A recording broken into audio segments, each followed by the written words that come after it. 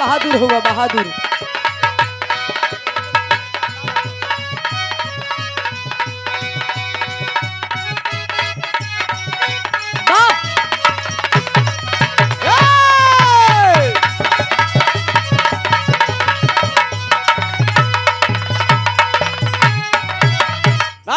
ए भैया कहल गईल बा समाज में आज तमाम प्रकार के बुराई देखे के मिलत था, लेकिन हम बताइला कि दुनिया में अगर पुण्य के काम करे के हा, कुछ जीवन में बने के बा तो परिवार से ही लोग बनेलन, परिवार से बिगड़लन और परिवार से ही बनेलन।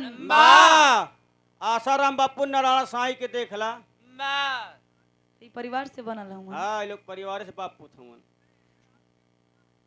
सच्चाई है ये भैया।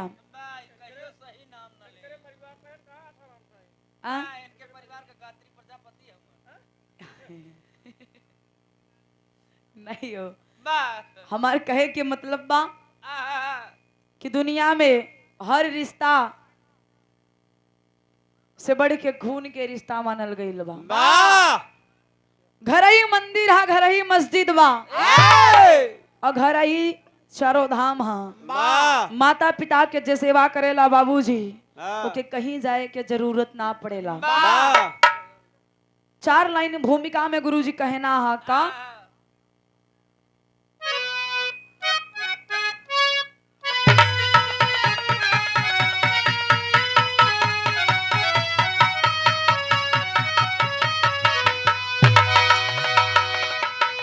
वाह।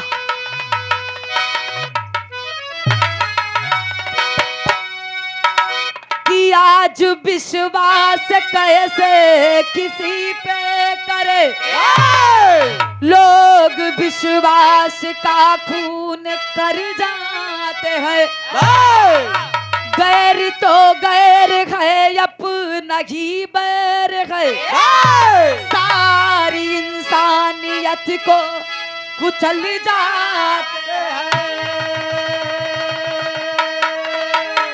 रिश्ता माँ बाप का जग में अनमोल है। कर्ज माँ बाप का जो चुका ना सके,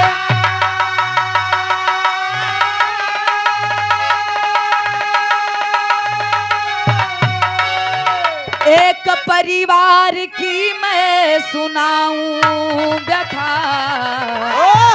बोझ माँ बाप का जो उठा ना सका।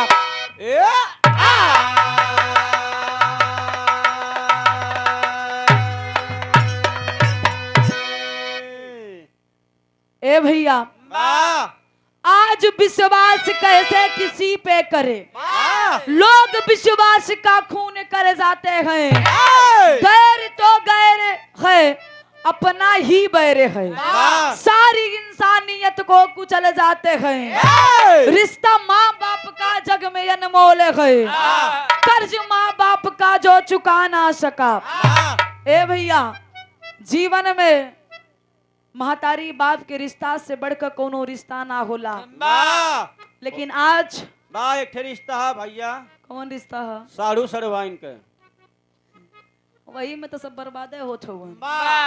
जब से सड़वैनी के रिश्ता आई है, लोग अपन घर छोड़ के ससुरारी में रहाई लगिन भैया। भक्ति हनुमान रिश्ता में सड़वान बहुत जोराब चलत है समय। अच्छा, ये ना समझे मौत, हम कहा थे लोग ई करताल काहे उठावत होगन? मोचिक निगाह हमेशा जुतवे पर रहबे करेले। ए भैया, दुनिया बैरी ना है, आपन ही बैरी बन गई। गैर के बात छोड़ा, आपन ही दुश्मन बनेला। ये बाबू, अपने से बढ़ के हित ना और अपने से बढ़ के दुश्मन ना, नींद ना। ए भैया, लेकिन बिरहा में एक लाइन गजल है।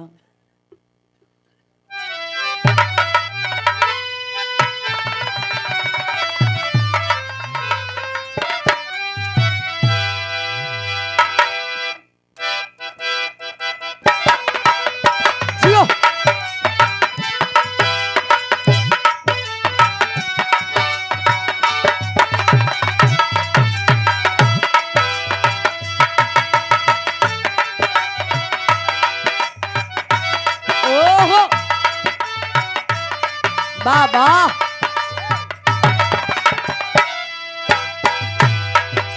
ओहे गीत के लाइन बा गुरुजी। मेरे रस के कमर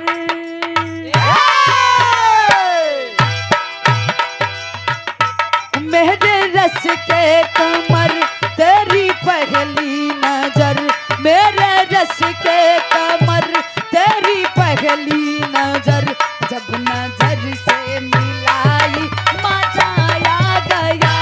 मेरे रस के कमर तूने पहली नजर, जब नजर से मिलाई मजा आ गया।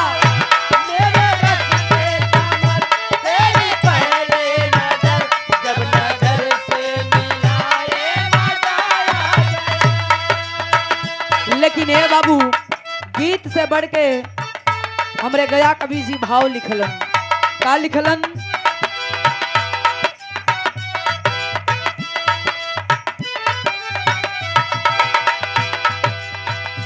सूर्य की रोशनी सूर्य की रोशनी जब धारा पे पड़ी, सूर्य की रोशनी जब धारा पे पड़ी, कोई सोता रहा कोई जाग गया। सूर्य की रोशनी जब धारा पे पड़ी, कोई सोता रहा कोई जागा रहा। सूर्य की रोशनी जब धारा पे पड़ी, कोई सोता रहा कोई जागा रहा। ए भैया सूरज सबका तीर होगन, चाँद सबके खातिर बनल ह, लेकिन सूरज के प्रथम किरण के करे ऊपर पड़ी उन लोगन पे डिपेंड होला, निर्भर होला। उस सूरज के पहली किरण के हकदार के हा जे जागी उहे रही, जे सोई खो देई। लेकिन कहानी के शुरुआत यहीं से बा गुरुजी, नज़म के लाइन हा।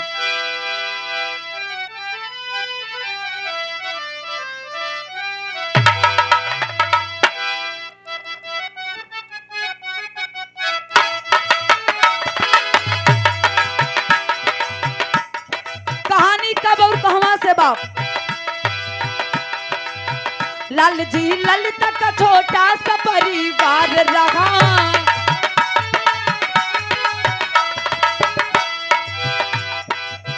अर्जू अंशु दो बच्चों से ही संसार रहा।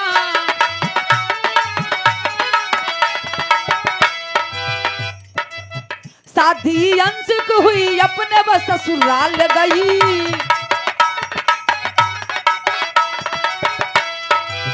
सुघर पति को पाके जिंदगी खुशहाल रही।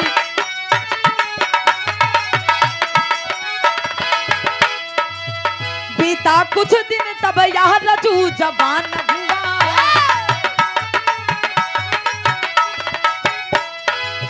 नशेड़ी बन गया पिता का अपमान हुआ। नशेड़ी बन गया पिता का अपमान हुआ, नशेड़ी बन गया पिता का अपमान हुआ।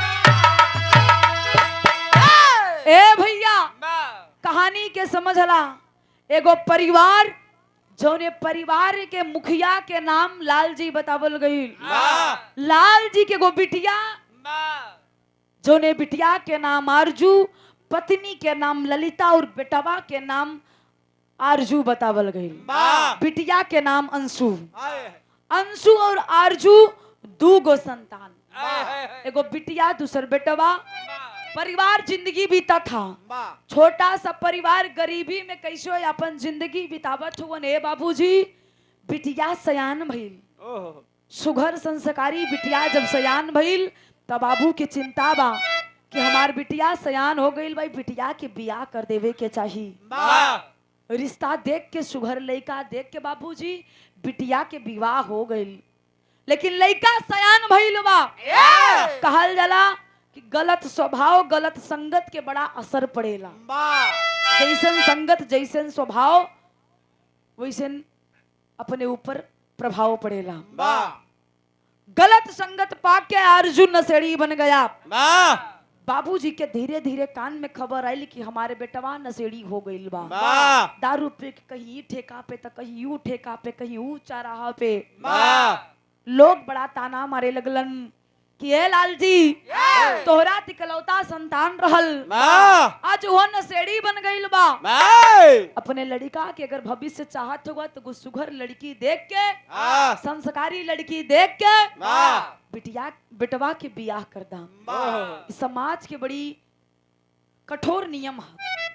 जब लड़का कहीं रास्ता गड़बड़ हो जाला राजू भैया, वो अगर भटके लागत हो तो कहीं कोनो समझदार लड़की से कर विवाह कही दा। वाह जैसे राजेश के लड़का गड़बड़े समय भयल हो। सच्चाई है, लड़का गड़बड़ भ तो समझदार लड़की से बियाह करा, वाह और लड़की समझदार भ तो कहीं कर कोनो लड़का से बियाह कही दे, घर परिवार देखे चलाई ले। बारे समाज के रीति। आरजू जब नशेड़ी बनल तो पिता के दिमाग में विचार आयल कि अगर सुंदर संस्कारी लड़की आई तो हमारे बेटवा के सुधार दे। विवाह हो गई। अब विवाह कैसी होता गुरुजी? बिरहा में एक लाइन गीत था।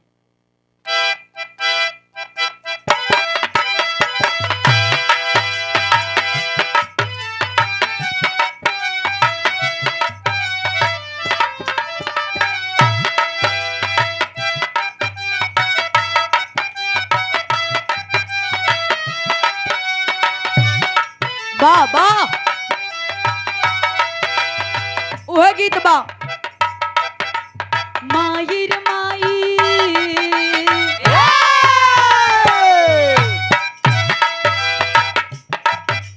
माहिर माई बेल पतर बोल रहा है कागा।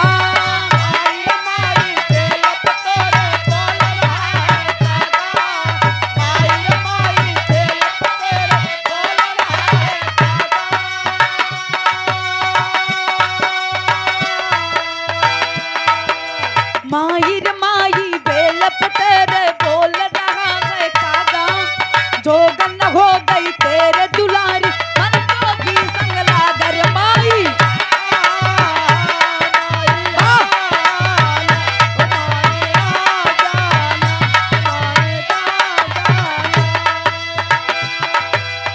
लेकिन ए भैया आरजू के विवाह भइल, दुल्ही के नाम ऋतु बतावल गई। सुंदर बा, सुशील हा। विवाह भइल जब दुल्हनी आवत है ए भैया तो दुल्ही कहत का बा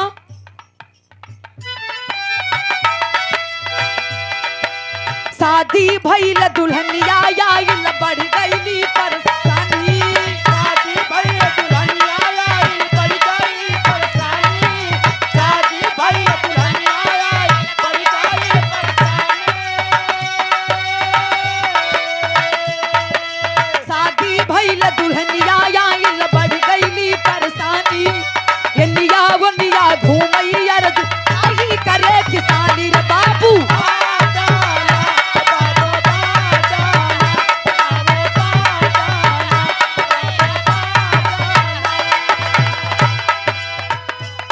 ए भैया विवाह हो गई, लेकिन आरजू के बदलाव में कोनो आरजू के अंदर कोनो बदलाव नहीं खे आवत था। तो ऋतु समझ गई कि इनकर यह रवैया रही तो हमनी के खर्च कैसे चली। एक दिन अपने पति आरजू से ऋतु कहा था, का कहलस?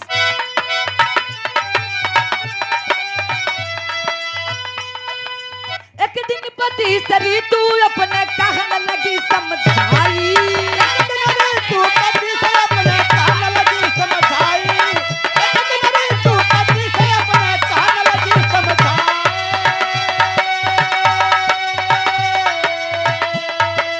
गाँव छोड़ के शहर में पियवा जाके कर कमाई।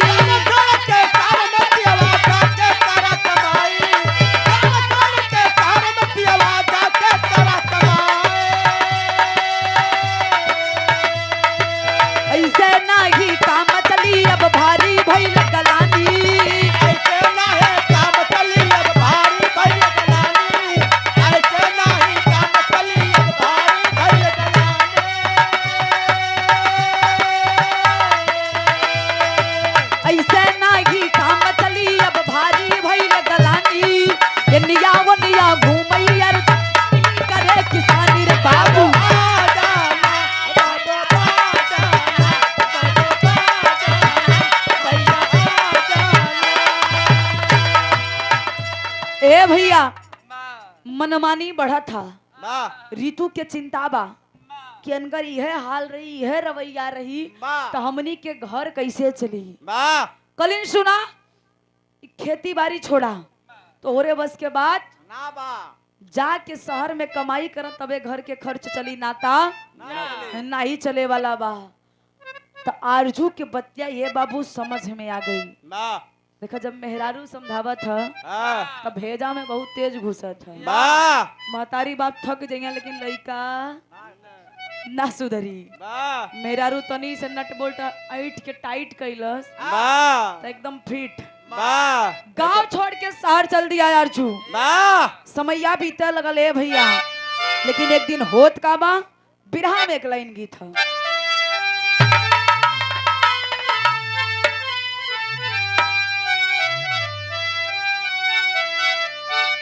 वह गीत बा कि भैया भौजी घर में सूते,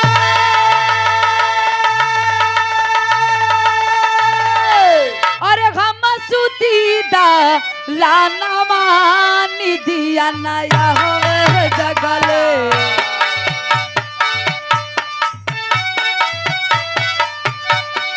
निदिया नया हवे जगले हो जला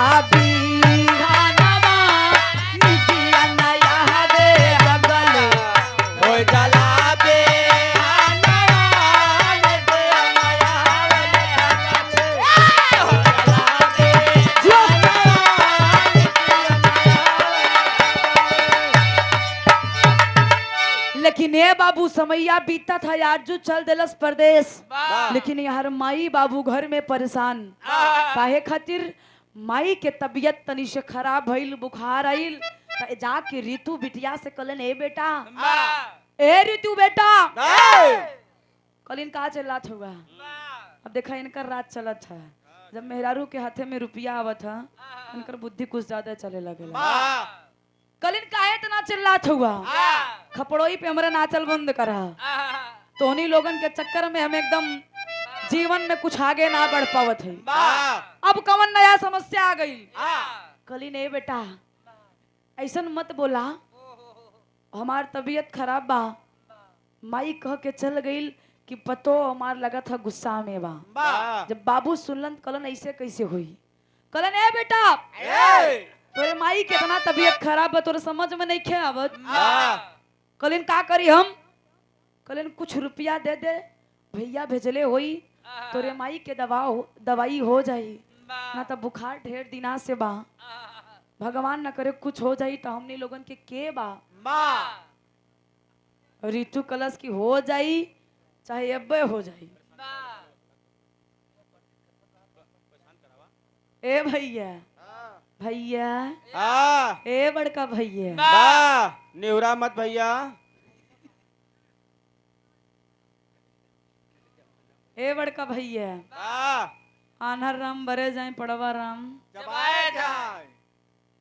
वही हाल बा। कम से कम जितना जने हाँ उतने जने सुन ला। ठंडी में बहुत है।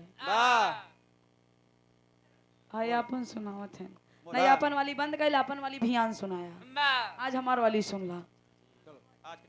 ए भैया ऋतु के क्रोध आइल बा। क्रोध में बाबूजी से ठे बात कहत बा। का कहलस।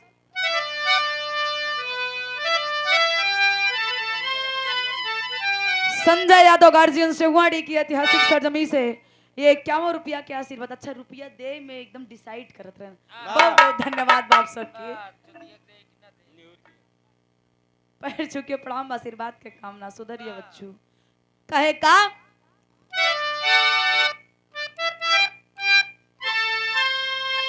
बा कि क्रोधवा में ऋतु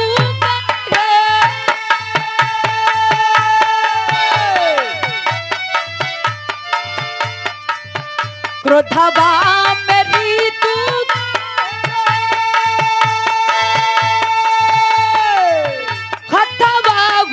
उठाई के ऐसे ना दवैया होई, ऐसे ना दवैया होई। कुली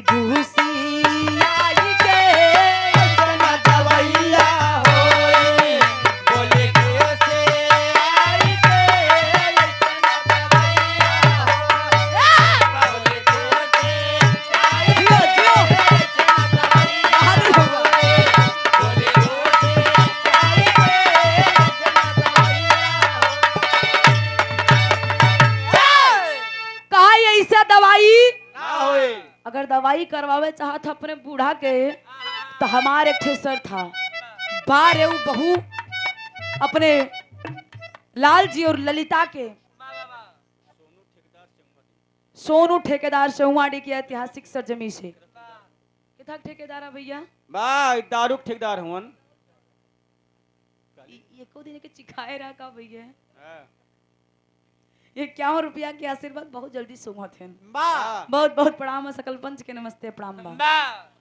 आरजू अपने माता पिता के इकलौता संतान, वाह इकलौता संतान के पत्नी रीतू, माता पिता के चिंता है कि हमार बहू बोलत का बा। वाह उस शर्त कैसन रखलस गुरुजी?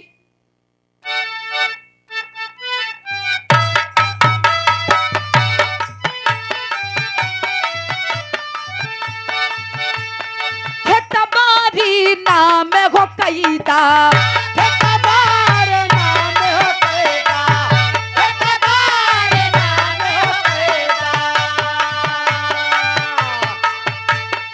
इह बासा काम तू कैदा, इह बासा काम हो कैदा, इह बासा काम हो कैदा। तो घड़ी दवैया तो घड़ी दवैया बोली घूसी आई के, ऐसे न दवैया होई, ऐसे न दवैया होई, बोली घूसी आई के, ऐसे न दवैया होई।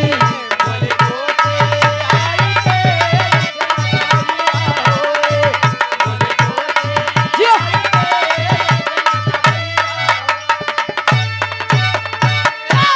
ए भैया रीतु कलश की दवाई अब ऐसे ना हुई, वाह जितना भी जमीन जायदाद था कुल हमरे नामे कर दा। वाह जब कुल हमरे नामे हो जाई तो तोनी लोगन के दवाई होई। वाह बाबूजी चिंता में कि हमरे इकलौता संतान, आज हम भगवान न करे हमनी दोनों प्राणी के कुछ हो गई तो वैसे भी हमनी के जमीन जायदाद तोनी लोगन के नाम आ जाई। ते में इतना जिद करे वाली कौन बात है? कलन चाहे आज चाहे कल हो जाई। बाबूजी चल गइलन, अपने बहू के नाम पूरा जमीन जायदाद कर देलन। कलन बेटा अब रुपया दे दे। वाह वह समय तो रीतु दे देलस, लेकिन बाबूजी समैया व्यतीत होत बा, 1 साल के समय व्यतीत भइल बा। वाह उ दुष्ट नालायक स्त्री कैले का बा गुरुजी? एक लाइन गीत है।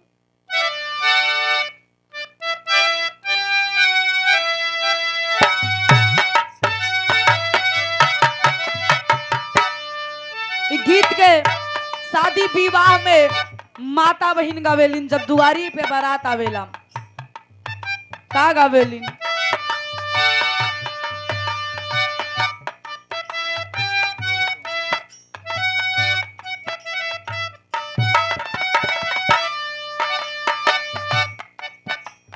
झाझर माड़ुआ जनी छा वही हाय बाबा हो, झाझर माड़ुआ जनी छा वही हाय बाबा हो, लगी है सूरु जावा कई ज्योति हो।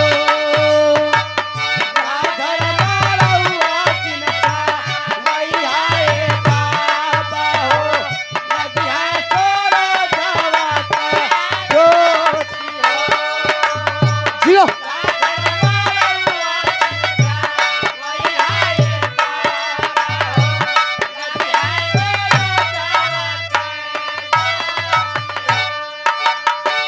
ए भैया तनी से गीतिया बदल के गाँव में ले में वही रहे।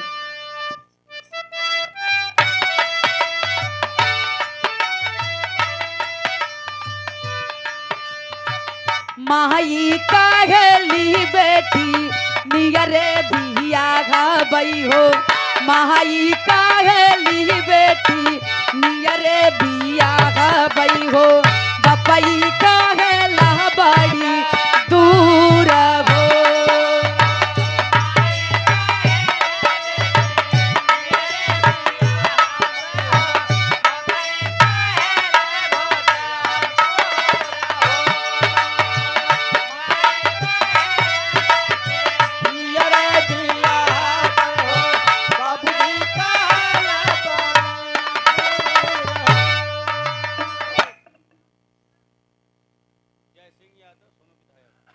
जय सिंह यादव सोनू विधायक। वाह नहीं सही वे तेज से बोला।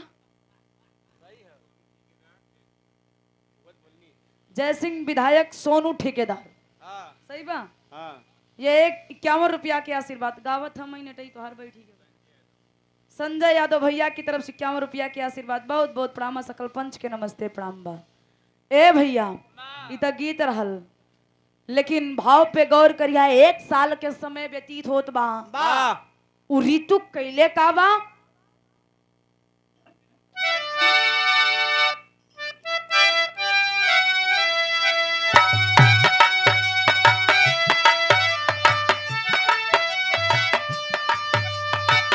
घरवा दुआरा खेती बरियाली खाई लिहली।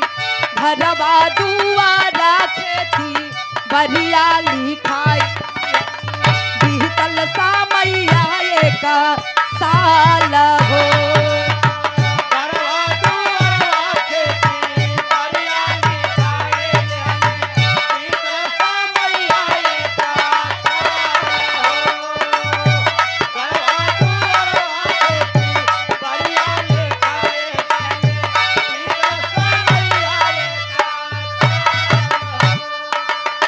एक साल के समय व्यतीत होत बा। ए बाबूजी वो दुष्ट नारी अपने सास और ससुर के धक्का मार के घर से बाहर निकाल देलस कि अब हमरा बस के बात नहीं खे।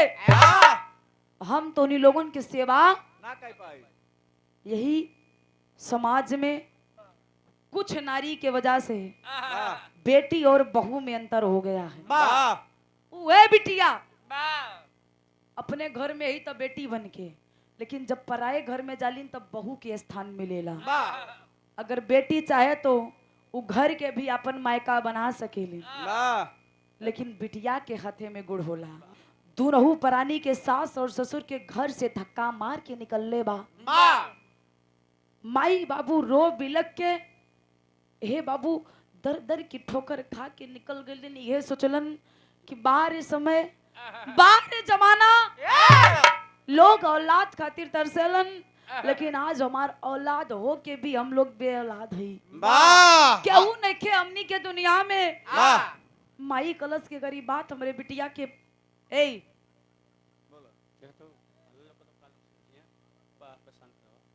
निवेदन है, हाथ जोड़ के निवेदन है। हाँ आज के दिन लोगन मुंह से मत बोला। अगर आप लोगन के बोले को तो सड़क वहीं पार चल जाई। वाह प्लीज आप रुपया पैसा ना देबा तो हमनी के तकलीफ ना हुई। ठंडी में लगातार कार्यक्रम वैसे चलत बा, आवाज निकलत नहीं खे, लेकिन कैसो निकलत बा तो आप लोग सुनई खातिर तैयार नहीं खे। मत सुनी वो पार चल जाके आप लोग बात करी, लेकिन बोली मत। ए भैया माई रोवा था कि हमरे बिटिया के खबर करदा, का पता हमारे बिटिया हमनी के स्थिति देख के कुछ व्यवस्था कर दे। बाबू कलन ना, वो अपने घर पे अपने माई ससुराल में बड़ी खुश है। ओके हमनी लोग तकलीफ काहे दई। हमनी के जिंदगी में शायद यही लिखल बा। दुनहु परानी ये बाबू दर दर की ठोकर खाए लगलन, लेकिन यार होत का बा। रीतु अपने पति आरजू के बुलवा के कैले का बा गुरुजी, एक लाइन गीत था।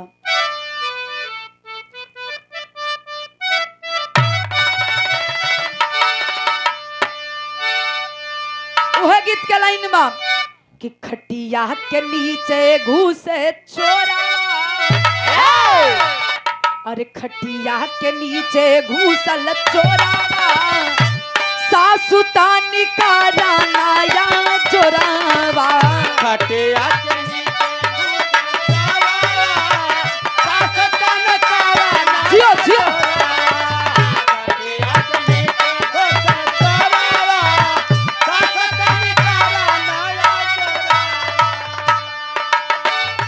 ए भैया दुनहु परानी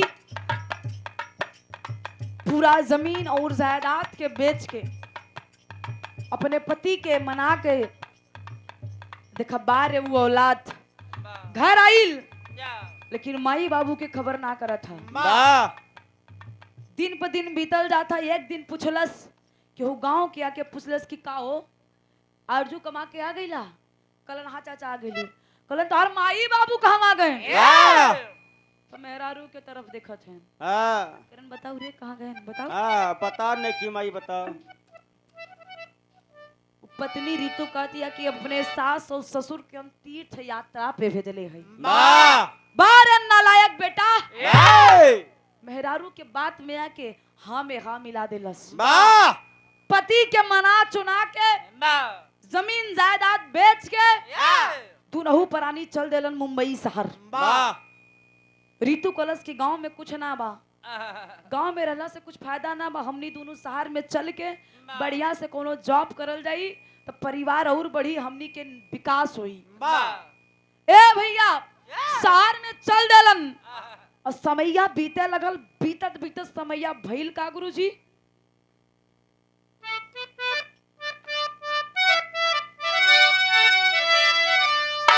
अरे खुशियां में घूमे दोनों जना, अरे खुशियां में घूमे दोनों जना, भइल जब की गोदी में ललाना। खुशियां में घूमा दोनों जाना, भैया जब की गोदी जय बहादुर। खुशियां में घूमा दोनों जाना, खुशियां में खुशियां में घूमा दोनों जाना, भैया जब की गोदी में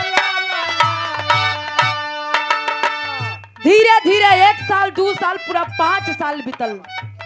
अब 5 साल बीतला के बाद गोदी में एक लड़का के जन्म भइल। वाह उ लड़का के नाम का रहल गुरुजी?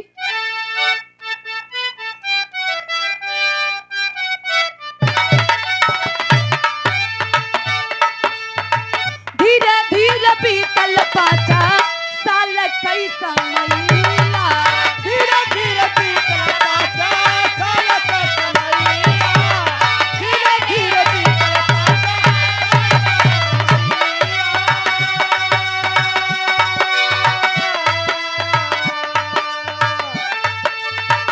एक दिन पियावा से बोली है लुगैया,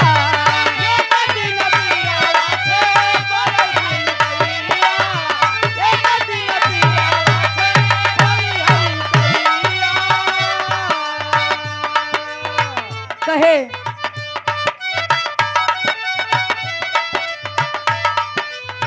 तो खरा सही है एक मांगा नावा,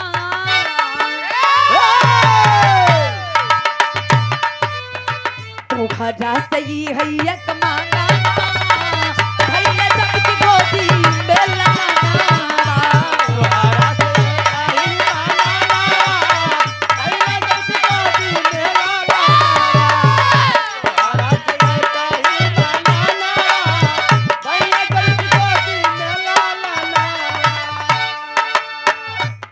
धीरे धीरे उ लड़का भी जो लड़का के नाम सुरेश बतावल गईल 5 साल के हो गईल। और जब 5 साल के लड़का भइल तो एक दिन ऋतु अपने पिया से कहा था कि ए पिया, राकेश कुमार यादव रामपुर की ऐतिहासिक धरती राकेश कुमार गार्जियन की तरफ से ये 21 रुपया के पावन आशीर्वाद पैर छू के प्रणाम, सकल पंच के नमस्ते प्रणाम हो। ए भैया कहलस कि आज तक आप हमार हर मनोकामना के पूरा कैला, कोनो भी इच्छा ना रहल कि जेके आप पूरा ना कैला, तो अंतिम इच्छा हमारे ठे है। कलन का कलन ई बेटवा जवन हमार सुरेश हा, इस सुरेश के मुंडन हम मई वैष्णो देवी में मांगत रहे। ना भइल रे तबे मनौती मंगली कि अगर हमार लड़का होई तब वैष्णो देवी में अपने लड़का के मुंडन करवाई।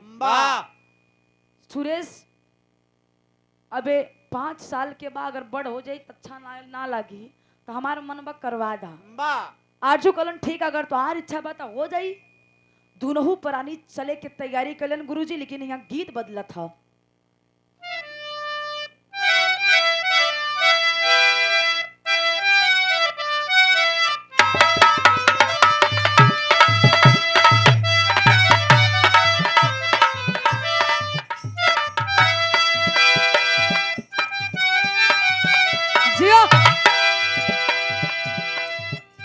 बड़ी नीमन गीत था।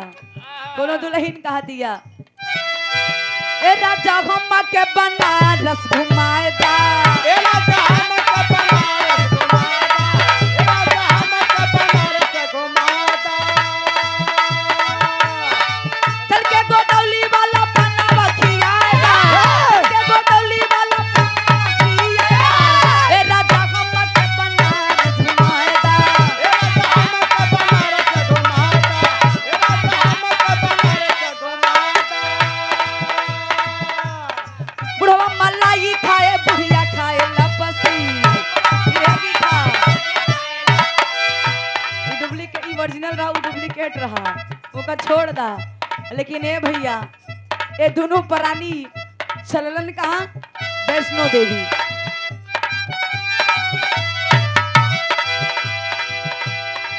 ए पिया दिल के सपना बस जायदा ए पिया दिल का सपना सजाता, पिया दिल का सपना सजाता। जहाँ जहाँ कही हुआ हम के घुमाएगा जहाँ जहाँ कही हुआ हम घुमाएगा ए पिया दिल के सपना बस जायदा ए पिया दिल का सपना सजाता, ए पिया दिल का सपना सजाता। ए भैया ऋतु कलश हमारी इच्छा है तो आरजू भी कल अगर तुम्हारी यह इच्छा बा तो चला तुके दर्शन दोनों प्राणी ये बाबू चलत हुवन और चले के जब तैयारी कलन तब पहुंचल कहाँ हुवन? कटरा शहर में। जब कटरा शहर में पहुंचलन तब वहाँ घटना घटा था गुरुजी। घटना का घटल?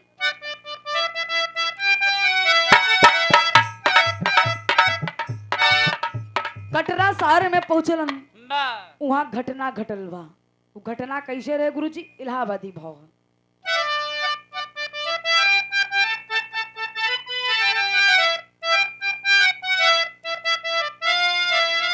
वाह ए भैया दुनहु प्राणी चलन तब भइल का तकई के मन में विचार होई गईले तैयार धइली हले डगरिया दुनहु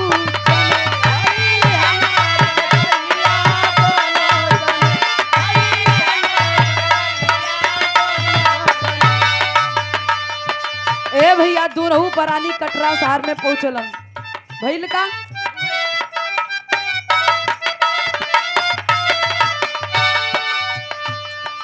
कटरा शहर में पहुंचलन तो लोगन देखत होगन भीड़ लगल बा और भीड़िया के देख के ए बाबू आरजू खोलन ऋतु तनी से तू रुका।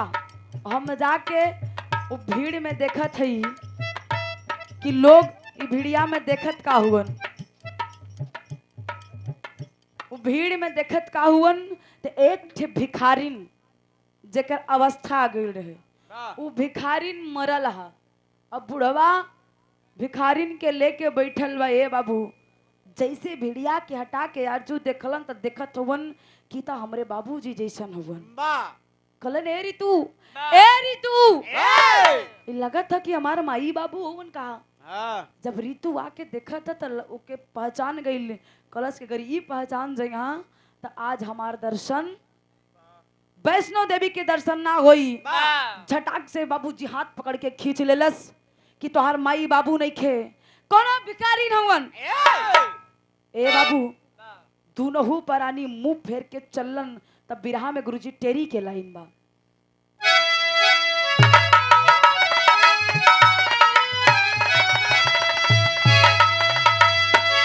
अरे कीमतिया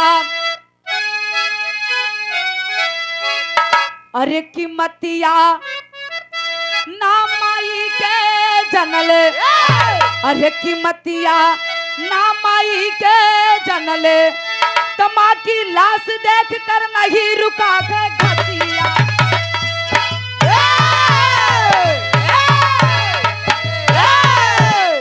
माँ की लाश देखकर नहीं रुका है घटिया कीमतिया ना माई के दखल है। माई के लाश छोड़ के जन्म दे वाली माई के कहल गई बा दुनिया में जन्म दायनी माई से बढ़कर कोनो माई नहीं खे। जन्मदायिनी माई के छोड़ के दुनहु परानी चल देलन उ पाथर के मूर्ति के पूजा करे। अगर अपने माई के पूजबा मानत ही, मानो तो देव नाम, ना मानो तो पत्थर। अगर वह पत्थरे के देवी माना तो वही में शक्ति आ जाई, और ना मनबा तो पत्थर छोड़ के हट जा तो वो लगे कि पत्थरे है। आज अपने माई के जन्म दे वाली माई के छोड़ के वैष्णो देवी के दर्शन करे गइलन तो उहो माई माफ ना करिया। ए बाबू, घटना का घटल पहपट के लाइन हो।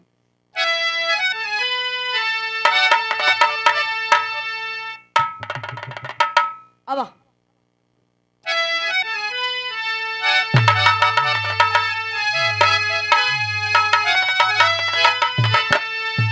अरे माई के माई कैसे सही अपमनावा दुनिया जाने ला। अरे माई के माई कैसे सही अपमनावा दुनिया जाने ला। कैसे करबा पैसा मिली जहनवा दुनिया जाने ला।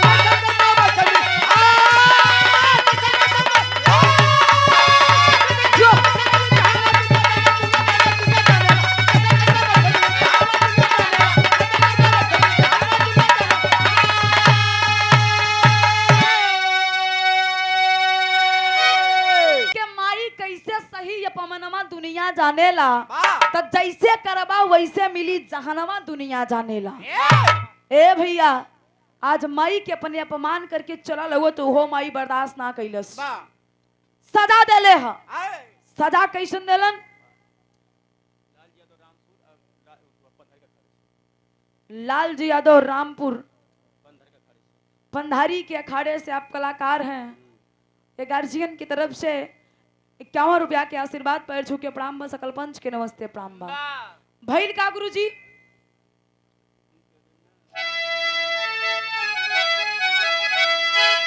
अरे एक दिन रीतु सुरेश संग गई बाजार में आई।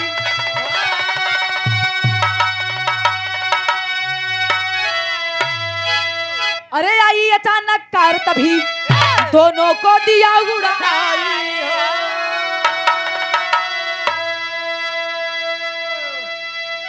अरे छोड़ के पिजड़ा उड़ गईली माया नामा दुनिया जाने ला।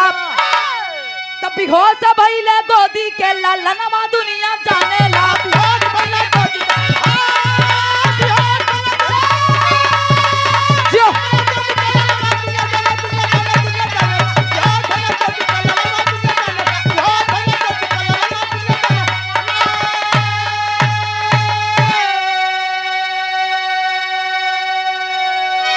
ए भैया, एक दिन दर्शन करके तो लौट ली, लेकिन दूसरा दिन है बाबूजी, दूसरे दिन बिरहा एकदम करीब पे चला था। दूसरे दिन ए भैया रीतू अपने बेटवा सुरेश के साथ में मार्केट में गई। अब मार्केट में जाके जैसे ही हाईवे के पार करे की कोशिश कैलस, अचानक ए बाबू एक कार इधर से और एक कार उधर से, दोनों कार आके बीच में सुरेश और रीतू, दोनों कार के टक्कर से रीतू तुरंत ही उस जगह पे बाबूजी अपने प्राण को त्याग दी। अब बेटवा सुरेश की हालत गंभीर बा, बेहोशी हालत में उ रोड पे उ हाईवे पे किनारे जितना भी लोग जुटल रहलन अपन अपन वाहन खड़ी करके देखे लगलन कि अरे बाप रे बाप, इतना भयानक एक्सीडेंट। चल के देखल जाई दोनों बचल भी हुवन कि ना बचल हुवन। लोग चेक कैलन तो रीतू के जान वही क्षण उतने ही मिनट में बाबूजी निकल गई। और यार रीतू के पर्स से कार्ड निकाल के, आधार कार्ड से, मोबाइल से आरजू के फोन लगल। जब आरजू के फोन लगल तो बाबूजी आजू खबरिया पाके जोने हॉस्पिटल में ले जाके लोग उ बेटवा सुरेश के एडमिट कर ले लेलन। उ हॉस्पिटल में आके आरजू देखा था तो देखलस का गुरुजी, आल्हा के लाइन हो।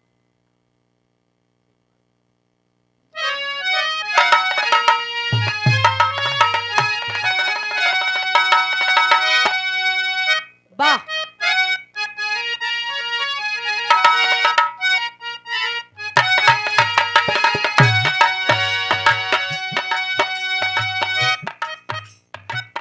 जेकर जैसे करनी भरनी वही से दुनिया में भैया।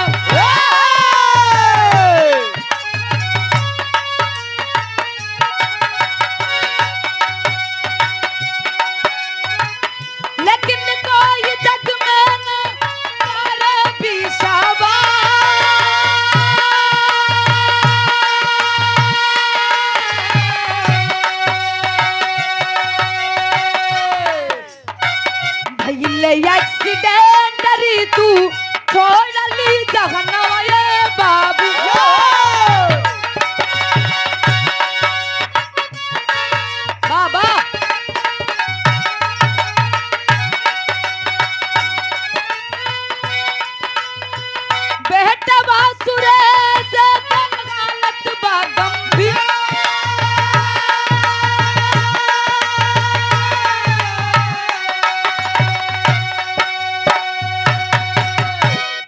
ए भैया जब आरजू आइल तो देखा था हॉस्पिटल में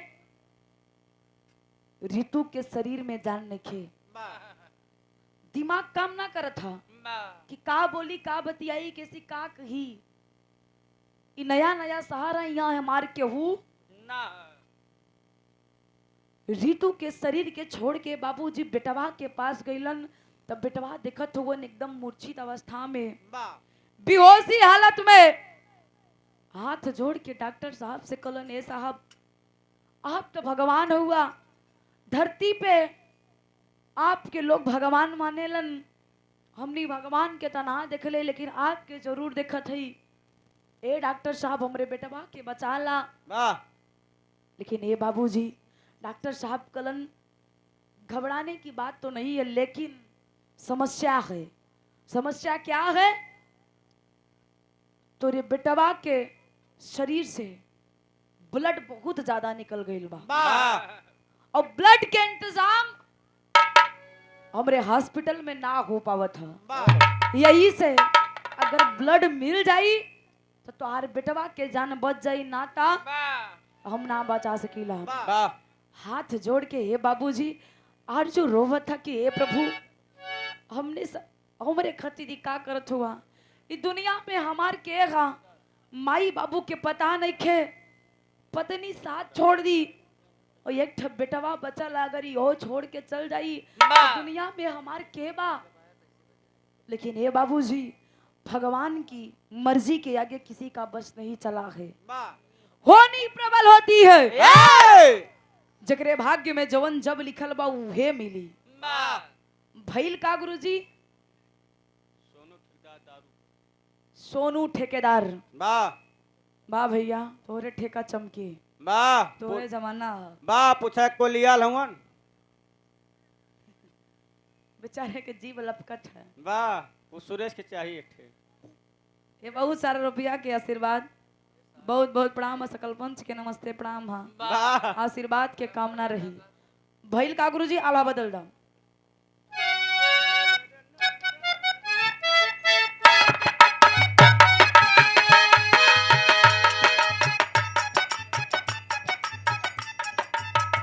अरे झुके खून नहीं मैं चटब कई,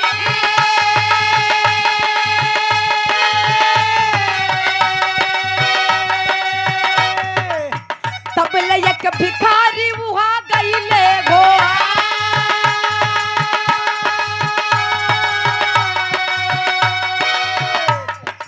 कहला भिखारी हम दई देवा खोला,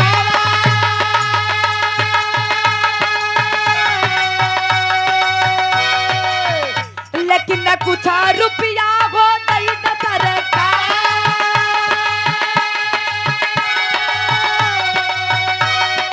मरल बाट बुढ़िया हो हमारी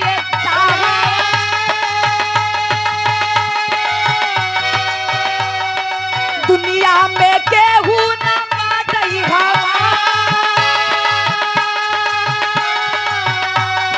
लइके रुपया हम करबैते रही,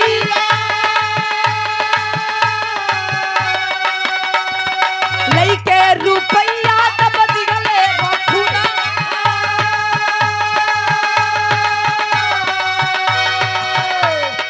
धीरे धीरे ललना के हो गईले आ,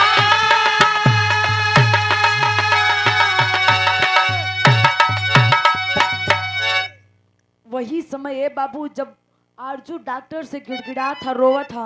डॉक्टर जी समझा के, डॉक्टर साहब समझा के अपने केबिन में गईलन तो देखत वन पीछे के रास्ता से एक भिखारी आके डॉक्टर साहब के दरवाजा खटखटावा था। डॉक्टर साहब जाके जब दरवाजा के खोलन तो देखत हुआ एक भिखारी, कलन तो के का चाहिए? हाथ जोड़ के निवेदन करलस कि ए साहब हमके रुपया के जरूरत है। कलन रुपया? कलस हाँ साहब हमके रुपया के जरूरत है। कलन कैसन कितना रुपया के जरूरत है? 1 रुपया। डॉक्टर साहब जब वो झोली में डलन तक हाथ जोड़ के भिखारी कलश ना साहब हम भिखारी नहीं के कि अपन पेट पाले खातिर आपसे 1 रुपया मांगत हई हमके 1 रुपया के जरूरत नहीं खे बा कलन तब भिखारी कलश हमके मात्र 5000 रुपया दे दा अरे बाप रे बाप डॉक्टर साहब आवाक एक भिखारी होके तुम हमसे 5000 रुपए मांग रहे हो कलश की साहब हम आपसे बख्शीश ना मांगत है हमरे शरीर में जिंदा है इस शरीर में जवन भी अंग आपके जरूरत हुई हमरे शरीर में वो अंग के निकाल ली किडनी के जरूरत हुई तो किडनी आंख के जरूरत हुई तो आंख जो आपके लायक हो हमरे शरीर से निकाल ले साहब लेकिन हमरा की कुछ रुपया दे दा अपने बुढ़िया के हम ते रही करे चाहत ही कलन तू बोलत का हुआ हमरे समझ में नहीं खे आवत है कलन साहब हमारे बतिया ध्यान से सुना हमार पत्नी हम दुनिया में सिर्फ हमार एक ही साथी हमरे केहू आगे पीछे नहीं खे आज वो हमके छोड़ के चल गई ला ए साहब हमार उतना औकात नहीं थे कि अपने पत्नी के हम तेरवी कर सकी यही से निवेदन है ये साहब 5000 रुपया दे दा हम गरीबन में दान दे के अपने पत्नी के हम तेरवी कर दे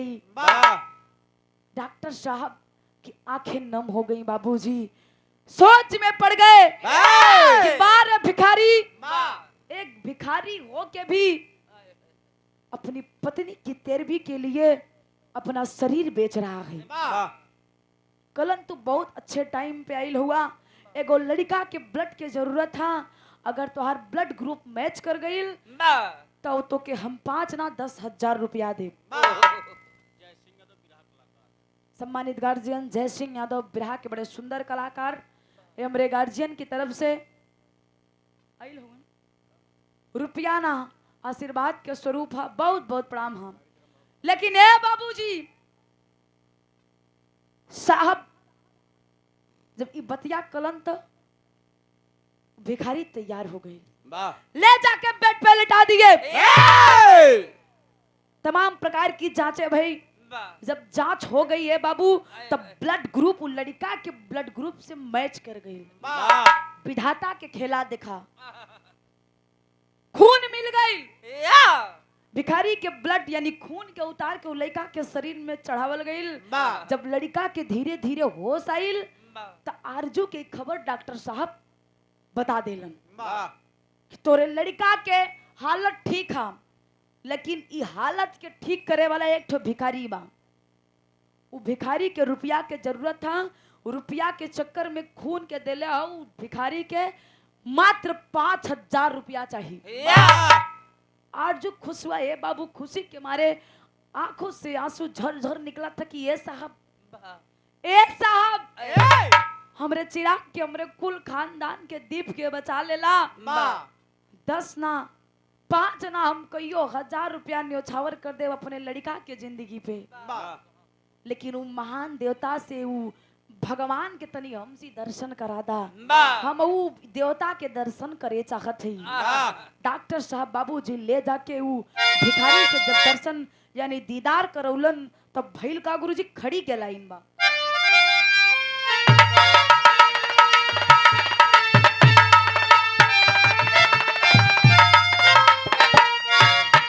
अरे पैर पकड़ के बोला है अभिमानी बाबूजी कैदा दामन भइले दलानी बाबूजी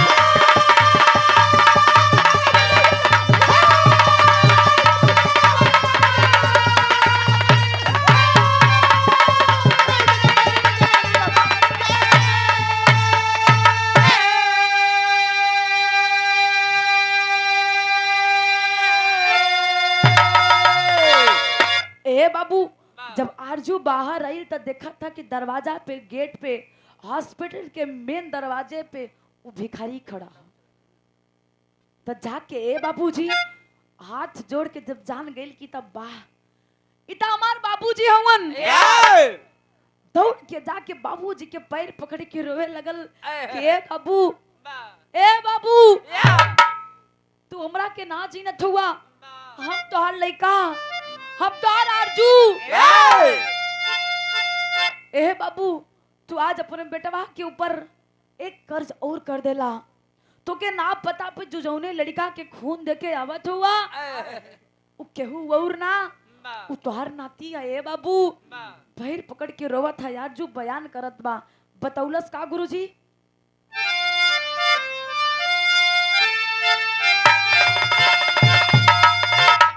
अरे देख के लहू तुझे के यौला, ऊ बा तोहरो नाथ।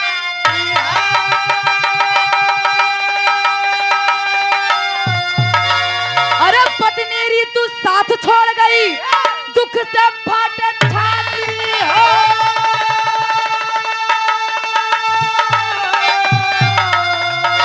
अरे जीवन हमरो हो गईले पे पानी बाबूजी।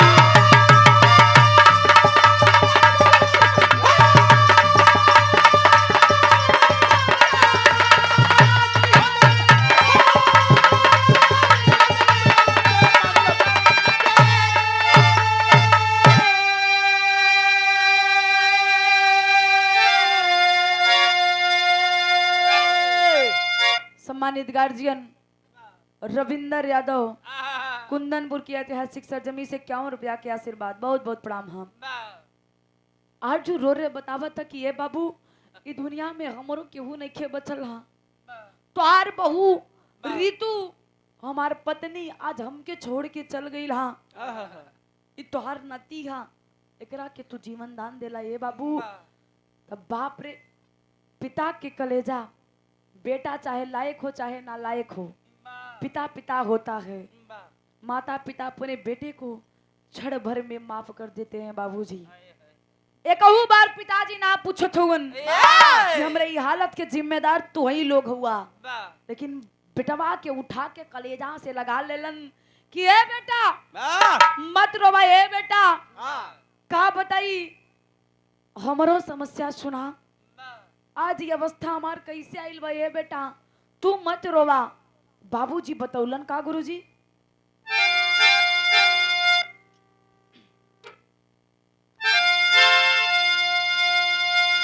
अरे बेटा तोहरी माई हमके गईली भी सराई, अरे सब जानत बाटी बाबू हमें ना बताई।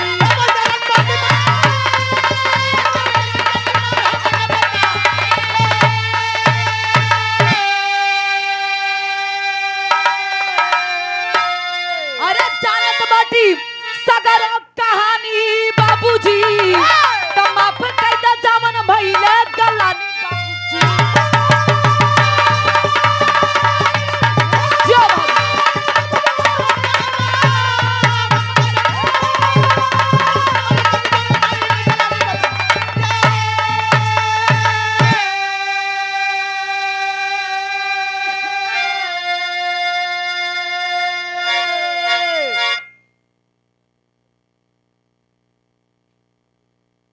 रोहित यादव, उत्तर प्रदेश पुलिस रेलवे भैया के पूरी टीम की तरफ से ये 100 रुपया के आशीर्वाद, बहुत बहुत प्रणाम बा। सकल पंच के नमस्ते प्रणाम, आशीर्वाद के कामना रही। बाबूजी बतौलन की है बेटा तोहार माई हमारे साथ छोड़ के चल गई हा, तो आज जो शर्म के मारे सर झुका लिया बाबूजी, हाथ जोड़ के कहलस कि ए बाबू हमके सब कहानी पता बा, आप हमरा से कुछ मत बताई। और वही के फल आज जो हमके आज मिला था। अपने माई के लाश के छोड़ के देवी माई के दर्शन करे हम चल गईली, आज उहे के फल हमके मिला था। ए बाबू सगरो कहानी हम जाना था, हमरा के कुछ मत बताई। फिर से बाबूजी परिवार एक भइल, और यही से कहल गईल बा जेकर जैसे करनी वैसे केहू उहाँ जाके ना भोगेला। यही से कहल गईल बा बुरे काम का बुरा नतीजा ना मानो तो करके देखो, जिसने जिसने किया है यारो उसका उसका सर फोड़ो। ई कहे भैया बा जितना जने हमान के इनाम ना देले हुआ। अरे बाप रे, नहीं भैया उसका उसका घर देखो। वाह जे जे भैया बुरा काम कैले बा का बुरा ही परिणाम मिलल है। वाह यही से आप लोगन से निवेदन है, हमनी के गावल बजावल तबे सफल होई वाह जब बिरहा के आप लोग अपने अंदर गहन करके हाँ समझ के वाह एक दौरी पैसा दे के बारे बहादुर पैसा दे के चल जाइए, सुन के चल जाइए, यही निकाल देंगे तो सफल ना होई गावल। वाह ओके अपने ऊपर लागू करा, घर में माता पिता के सेवा करा, वाह उनकर कद्र करा। वाह दुनिया में और केहू नहीं खे बाबू। वाह देवी देवता के आप जाके लाखों करोड़ों रुपए खर्च करते हैं, भात और भीड़ का कार्यक्रम करते हैं, वाह कितना रुपया खर्च होला?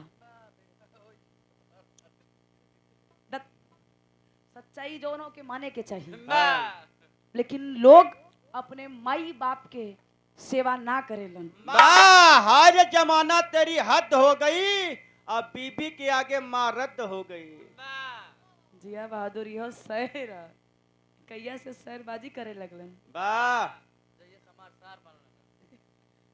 लेकिन अंतिम लाइन में कहना है गुरुजी,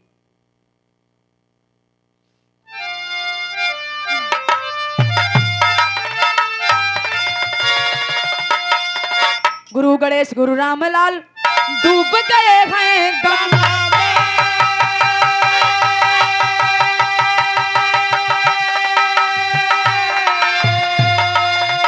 अरे कथन करे गया कभी आंसू बहे कलम से हो,